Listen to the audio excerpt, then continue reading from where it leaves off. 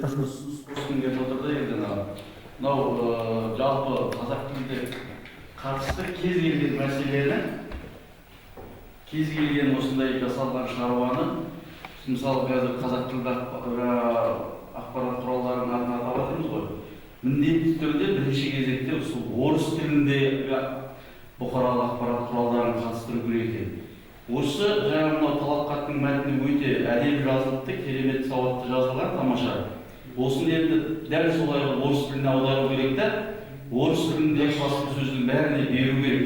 Өйткені біздің талап етіп отқан адамдарымыздың бәрі қазақ баспасөзін оқымайды, қазақ тіліндегі ақпаратты қарамайтындарға арналған мәселе мынау.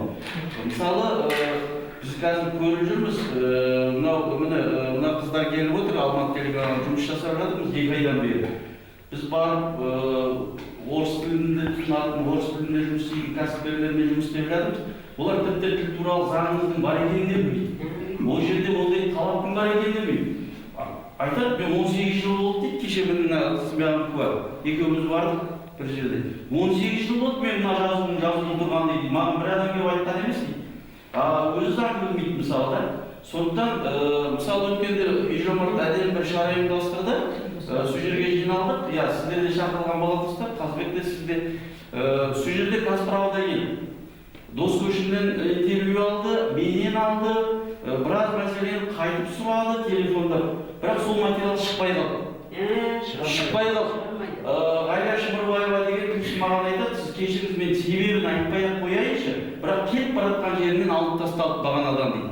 Көрдіңіздер ме? Орыс тіліндегі ақпараттың қазақ тіліне деген қандай көзқарасы. Біз осы көзқараспен күресуіміз керек. Бірінші кезекте осындай нәрселерді осындай жерге шақырып, сүйреп, алып келіп, тыңдатып, басып ақпараттарына. Осы қазақ тілінде біздің жақсы блогерлерімізде бәрі жазып жатыр. Оның бәрі далаға аққан оқ сияқты да, анау нысанаға тимей жатыр. Сондықтан орыс тіліндегі ақпараттың өзінде орыс тілінде оларға шабуыл жасау керек болып тұр да. Сондықтан мына жасалған талапхатты керемет орыс тілінде мамандарға беріп аударту керек дағын, сол бірінші кезекте осы Қазправдадан бастап соны салу керек. Дұрыс.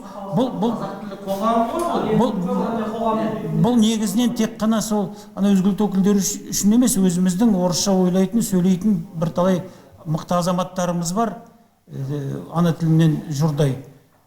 Оларды бәрі хабардар болу керек, ұлтжанды ғой оларды. Сондықтан ұсынысыңыз өте орынды, рахмет.